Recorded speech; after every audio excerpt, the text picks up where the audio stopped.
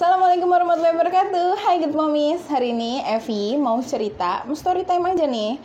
Apa yang saya lakukan supaya Zack yang pulang dari rumah sakit minum susu formula, tapi kita jadi berhasil mengasihi dia sampai 2 tahun.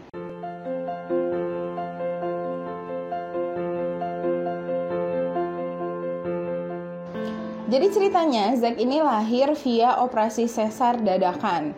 Kita nggak merencanakan operasi sesar sama sekali, kita berharap pengen lahiran normal, tapi yang terjadi adalah ketuban saya pecah duluan, deres banget, dan udah ditunggu pembukaan gak nyusul-nyusul juga, pokoknya akhirnya diputuskan untuk operasi sesar. Jadi saya mulai pecah ketuban maghrib tuh ya, kemudian operasi sesar besoknya jam 3 sore. Nah, setelah operasi sesar, kemudian saya kan dibawa tuh ke ruang rawat inap ya.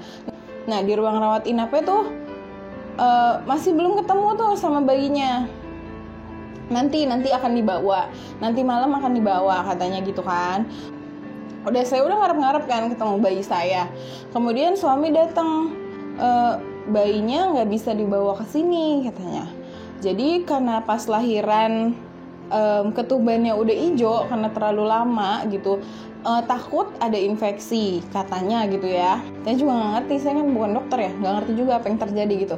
Jadi anaknya baiknya dikasih antibiotik, kemudian diawasi di perina selama 3 hari. Ya kan saya bingung ya, kalau misalnya dokter yang bilang kayak gitu dan kayak itu keputusan yang terbaik buat dia, saya mau bilang apa gitu? Masa saya mau maksain? Enggak usah dikasih antibiotik gitu. Nanti kalau anak saya kenapa-napa, kan saya juga yang menyesal gitu kan. Jadi ya udah gitu, mau gimana lagi. Lalu datanglah kalimat berikutnya yang bikin saya jelek.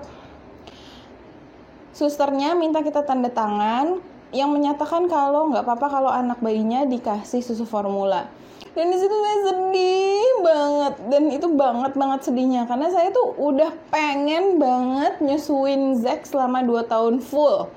Itu target tujuan saya, dan kayak pokoknya harus itu yang terjadi. Dan begitu dengar kayak gitu tuh bingung kan. Mungkin ada good moms yang akan komentar, kan anak bayi nggak apa-apa, nggak bakal mati kalau nggak dikasih minum ASI selama 3 hari. Iya mungkin memang begitu ya, saya nggak tahu ya. Cuma gini, kalau kita baca-baca tentang menyusui dan lain-lain, memang awal 3 hari pertama itu ASI itu sedikit banget keluarnya. Karena kebutuhan si bayi juga masih sedikit banget, dia masih menyesuaikan kan, baru lahir gitu. Nah, posisinya adalah Zack nggak sama saya. Zack itu di ruangan lain, jadi saya tidak bisa menginisiasi menyusui kan. Jadi nggak ada rangsangan dari kenyotan si bayi, dan produksi ASInya belum keluar beneran kan. Jadi saya nggak mau dong anak saya kelaparan di ruang perina sendirian, nggak sama emaknya gitu, nggak di dalam pelukan ibunya, dan gimana ya. Ya saya nggak mau dia kelaparan, intinya gitu. Nggak mungkin saya tidak menyatakan iya ya sudah gitu. Akhirnya dengan berat hati ya sudah, kasih formula nggak apa-apa ya. Dan itu juga sih yang bikin saya tenang kan. Malamnya saya nggak tidur sama dia di keranjang lain kan waktu itu ya, kita nggak di ruang VIP ya, ada ibu lain, anaknya nangis sambil disusuin gitu kan. Saya ngerasa kayak iri, tapi sekaligus juga ya udah, kita ambil sisi positifnya nih. Berarti ini kesempatan saya untuk istirahat kan, karena saya benar-benar ngerasa tubuh tuh kayak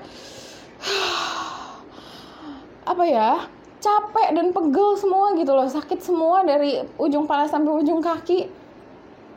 Ya udah, saya merasa ini ini kesempatan saya untuk beristirahat. Zack baik-baik aja, semua suster di sini ngerti dan udah ahli dalam merawat bayi. Udah pokoknya gitu. Dia kenyang, dia bisa tidur, saya yakin dia nggak kenapa-napa. Jadi di situ saya istirahat. Kemudian besoknya dikasih tahu lagi, Bu, ibu baru boleh ngejenguk anaknya pas jam besok doang. Jam 5 sore doang saya boleh ketemu Zack. Jadi pagi pun sebenarnya saya udah siap ketemu anak saya gitu, udah bisa berdiri, udah bisa pindah ke kursi roda gitu, tapi dilarang, nggak boleh ketemu gitu. Sedih banget sih. Dan akhirnya kita ketemu di jam 5. Saya langsung tahu itu anak saya yang itu tuh, kan banyak bayi-bayi nih. Anak saya yang itu yang tangisannya melengking banget tuh dia. Dan akhirnya di situ diajarin cara megang bayi, karena saya anak pertama kan, belum tahu gimana caranya. Kemudian dikasih tahu gimana cara perlekatan menyusuinya gitu. Dan Zack-nya males ngenyot awalnya, kayak iya dia mau nemplok tapi nggak ngenyot. Saya mikir juga apa karena udah disusuin ya, udah dikasih formula gitu kan, nggak tahu juga. Jadi begitu dapat kabar kalau Zack harus dikasih susu formula, saya nggak langsung serta-merta, wah ya udah berarti anak gua anak formula gitu, enggak. Yang saya lakukan adalah langsung nyari siapa teman saya yang tinggal di Bogor yang punya pompa. Jadi saya mau ngasih ASI sesedikit apapun akan saya kasih ke Perina buat Zack. Walaupun dicampur sufor apa kayak, pokoknya saya tetap berusaha supaya gimana payudara itu terstimulasi untuk memproduksi air susu ibu, ya nggak? Alhamdulillah teman saya punya bekas dia. Saya minta langsung gojekin, langsung diambil sama mama saya di bawah. Kemudian saya langsung tuh nyoba. Ya Allah, nggak keluar apa-apa, cuma kayak embun doang gitu. Ya udah, saya nggak nyerah, tiap 2 jam sekali kalau saya kebangun nggak capek-capek banget, saya pompa lagi, coba pompa lagi. Itu tuh sampai 3 hari itu nggak ada yang keluar sama sekali. Terus kemudian saya disuruh pulang duluan nih. Jadi saya cuma dirawat 2 hari karena saya cepet banget kan sembuhnya, cepet duduknya, cepet jalannya gitu. Jadi udah nih, udah boleh pulang. Nah, anaknya belum boleh pulang. Jadi ada satu malam di mana saya udah di rumah duluan dan Zack masih di Perina. Itu malam itu ya Allah, sedihnya, nangisnya, pokoknya saya sedih banget, nangis banget. Aduh, anak saya mana gitu kan. Kira besoknya kita jemput, kita bawa pulang, dan di jalan dia nangis dong. Di jalan dia nangis, tuh saya bingung, aduh gimana, belum nyiapin formula gitu kan. Ya udah, senjata satu-satunya adalah direct breastfeeding kan. Langsung saya nenenin di situ tuh, dan dia ngenyot, dia minum, dia tenang sampai tidur. Dan itu tuh kayak Masya Allah, ajaib banget menyusui itu ya. Anak yang tadinya gelisah bisa jadi setenang itu setelah menyusui. Jadi disitulah saya ngerasa, wah bisa nih. Walaupun ASI masih sedikit, kayaknya bisa nih kita menyusui sampai melanjutkan menyusuinya. Ya, terus kita pulang kan, udah nyampe rumah. Dan itu kayak main kejar-kejaran gitu loh, gimana ya. Kan Zack ini usianya udah 4 hari kan berarti. Tapi ini baru hari pertama saya benar-benar direct breastfeeding ke dia. Baru hari pertama saya benar-benar ngasih ASI ke dia. Nah jadinya adalah kayak ada jenjang gitu. Kayak Zack itu masih gelisah aja setiap nyusu. Mungkin masih lapar kali ya, karena ASI saya belum keluar banyak. Jadi kita main kejar-kejaran tuh istilahnya sama demand-nya Zack.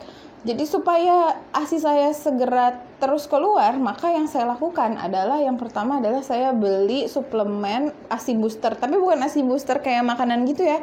Saya beli langsung yang pil. Dan saya beli yang kandungannya fenugreek waktu itu. Dan fenugreek ini bikin keringat kita sama pipis kita bau. Tapi begitu bau itu kita tahu itu efektif gitu. Jadi di hari ketiga saya minum suplemennya, barulah itu ASI keluar. Tapi nggak hanya suplemen aja ya, saya juga melakukan pumping. Kan tadi saya udah minjem pompa tuh. Jadi setiap Zack habis nenenin, saya pompa. Sekitar 2-3 jam sekali saya pompa. Ya Allah, hasilnya dikit banget, paling cuma 5 mili juga nggak nyampe gitu. Ya nggak apa-apa, saya tujuannya bukan mengoleksi ASI, tapi mengosongkan payudara supaya gimana ya, tubuh tuh mikir, wah demand-nya tinggi nih, jadi air susunya harus keluar banyak gitu kan. Prinsip produksi ASI itu supply and demand kan. Dan itu saya ingat banget, bulan pertama itu memang berat banget, rasanya kayak kejar-kejaran gitu, dan kayak nggak ada istirahatnya, karena pengennya tidur tapi kan harus mompa ya. Jadi ya udah, tengah malam pun habis nyusuin Zack, ya udah saya mompa aja 15 menit kiri, 15 menit kanan.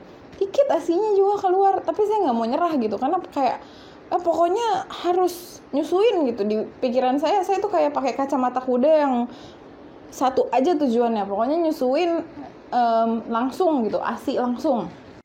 Tapi Zack tetap minum susu formula karena tadi kita ngerasanya Zack gelisah banget walaupun udah nenen sejam nih, sampai nyeri banget rasanya, puting tuh kayak mau copot gitu ya. Dia tetap gelisah lagi, kayak capek kali ya dia ngenyot tapi nggak ada yang keluar gitu kan. Ya udah akhirnya ya udah nggak apa-apa, sok dikasih ASI. Ya udah dikasih ASI. Ya udah akhirnya nggak apa-apa gitu, kasih formula aja.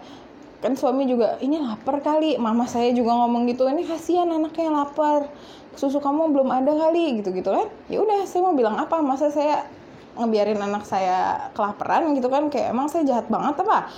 Ya udah akhirnya dia tetap minum formulanya kan.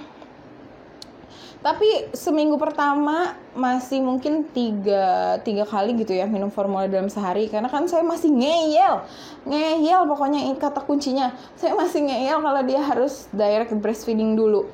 Kalau itu sudah kita lakukan terus dia nggak bisa tidur, dia masih kayak nangis terus, kejer banget nangisnya, itu baru susu formula kita kasih gitu. Itu di minggu pertama masih kayak 3 kali minum gitu ya. Di masuk minggu kedua itu udah mulai ganti jadi sekali aja. Jadi sekali ini adalah pada saat pagi-pagi. Jadi saya sama suami sepakat, aduh kayaknya nggak sanggup nih, saya malam benar-benar nggak tidur kan karena tadi mompa, baru beres mompa Zack ya juga udah bangun lagi minta nyusu lagi gitu kan. Jadi tolong dong pagi-pagi tolong pegangin gitu. Jadi pas udah jam-jam 3-an gitu, dia kan mau sholat subuh kan suami, jadi siap-siap sholat tahajud, sholat subuh, dia bangun, saya tidur jam 3 sampai jam 7. Jadi ada satu sesi nyusuin yang digantiin formula yang dipegang sama suami saya, sama dikasih juga hasil pompaan saya itu. Kayak gitu terus. Dan kemudian masuk bulan kedua, susu yang dibekelin, kan dibekelin susu nih dari rumah sakit. Ini susunya nih, susu formula yang dikasih di rumah sakit tuh, 1 kotak itu. Kan dia cuma 3 hari di rumah sakit, jadi masih nyisa banyak. Itu yang kita bawa pulang. Nah, selesai bulan pertama, itu habis. Lama habisnya ya, karena tadi dia cuma minum sehari sekali paling gitu. Pas habis, kita memutuskan untuk, ya sudah, jangan beli lagi. Enggak, pokoknya udah nyusuin langsung aja. Saya udah siap, kalaupun suami lanjut tidur kagak gantiin saya bergadang malam-malam gitu, nggak masalah, saya udah siap. Mungkin karena kayak ngerasa badan juga udah lebih enakan ya, udah 1 bulan kan dari melahirkan, jahitan juga udah nggak sakit gitu kan, udah nggak masalah, aku aja gitu yang nyusuin dia. Dan akhirnya berhasil Good Momis dari bulan kedua. Dan dia juga sudah berhasil disapih di umur 25 bulan. Jadi 2 tahun lebih 1 bulan. Jadi direct breastfeedingnya ya beneran 24 bulan gitu ya, pas 2 tahun.